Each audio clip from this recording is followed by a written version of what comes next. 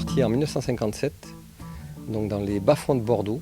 C'était des marécages. Il y avait des petites maisons en bois par-ci par-là, cours de Luz surtout, donc qui est toujours là, hein, cours de Luz, mais il n'y avait que ça en fait. Il y avait la place de Luz, le cours de Luz et puis quelques bouts de rue, et tout le reste c'était des bois, les Bordelais venaient chasser la bécasse. J'ai aménagé dans les premiers bâtiments, pas les tout premiers, mais en fin 61, dans le bâtiment Endel, H qui s'appelait H à l'époque, et voilà, j'avais 4 ans. C'est un quartier quand même multiracial depuis le début. Hein. Bon, j'ai connu, c'était rapatrié d'Algérie, il y avait beaucoup d'Espagnols aussi quand j'étais petit, et on vivait tous ensemble et ça n'a pas trop changé. Après, des fois, c'est des ethnies différentes, mais ça a l'air de bien se passer pour la plupart des gens. Il faut surtout aussi qu'on aide les liens sociaux qui sont les commerces de proximité.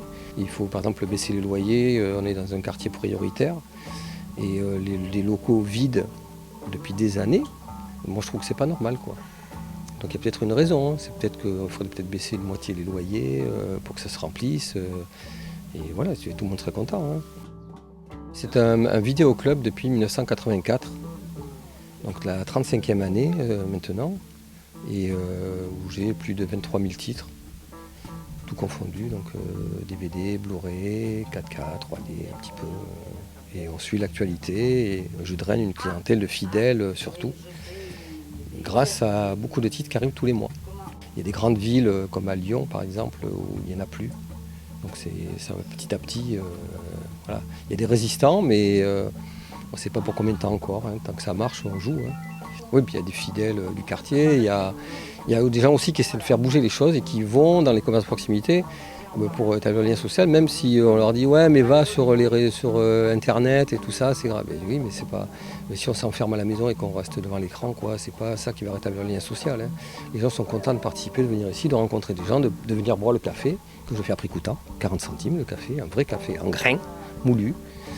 Donc voilà, et autour de la machine à café, il se passe des choses comme autour de toutes les machines à café, quoi.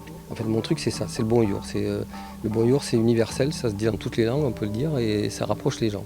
Et les gens sont contents de dire ça et de se reconnaître dans la rue et dire bonjour, et si on peut le faire développer plus que dans le quartier, c'est mieux.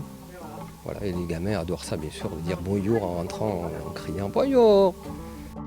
Merci et passez une bonne journée, et dites bonjour autour de vous à tous les gens que vous rencontrez.